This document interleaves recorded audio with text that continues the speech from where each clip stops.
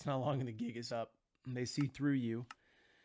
You leave in shame and humiliation. And as you drive home, you kick yourself for even allowing you in your mind to go to a place where you imagined what it would be like to be accepted.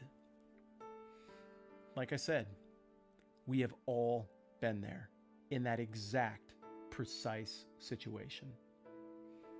But it's never going to happen to you again, and here's why.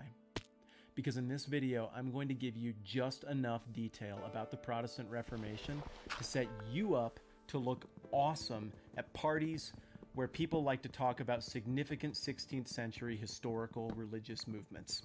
You're welcome. I'm Matt Whitman. This is the 10-Minute Bible Hour. Game on. The Protestant Reformation is a religious reform movement that happened in the 1500s in Europe. The Roman Catholic Church had been the church there for a really long time. It was very, very powerful in Europe.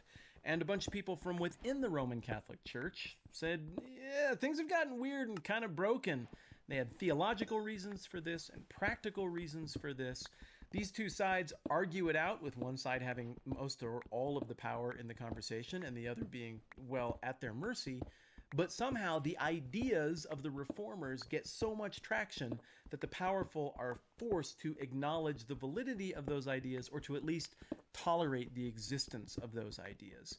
This leads to a fragmenting of the church, where instead of the Roman Catholic Church being the only expression of Christianity in Europe, there's now a whole bunch of other Protestant churches, protest, Protestant under protest, see what they did there? Protestant churches that make up most of the expressions of Christianity that have all the little different names that you see floating around even today. So how do we get here? Okay, Christianity obviously was founded in the 1st century AD, and for the first 300 years, it's an on-again, off-again persecuted minority. The Romans don't like them very much. Now, the Romans are the ones who are in charge at this point. But in the 300s, a Roman emperor named Constantine comes along, and he has a different view on it. It's like, yay, Christianity should be treated as a tolerated religion. And so at this point, Christians come out of the woodwork a little bit, and gradually the power of the Roman Empire shifts from Rome toward the east in modern-day Turkey. And gradually, the emperors who come after Constantine put more and more authority in the hands of the leader of the Roman Church, a guy who, it's an office that we call the papacy. He's the Pope, right? And the Pope gains more and more secular authority. And for centuries, this guy does a great job. The popes are honest and thoughtful. They're scholars. They're men of prayer and humility. They serve the poor. They spiritually nurture their flock. They try to help maintain order in a chaotic Wild West part of Europe that Rome had turned into. But gradually, more and more power creeps into that office. And there's this thing about power that you've heard. It corrupts absolutely. And this absolute power turns the papacy into a joke.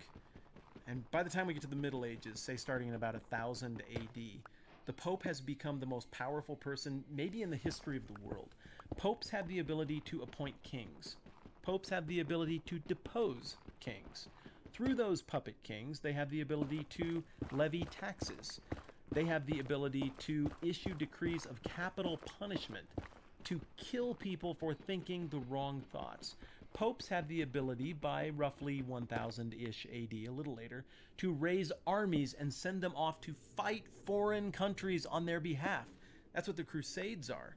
And further, popes take that a step further. A guy named Innocent III declared a crusade, raised an army, and sent that army to fight against domestic enemies.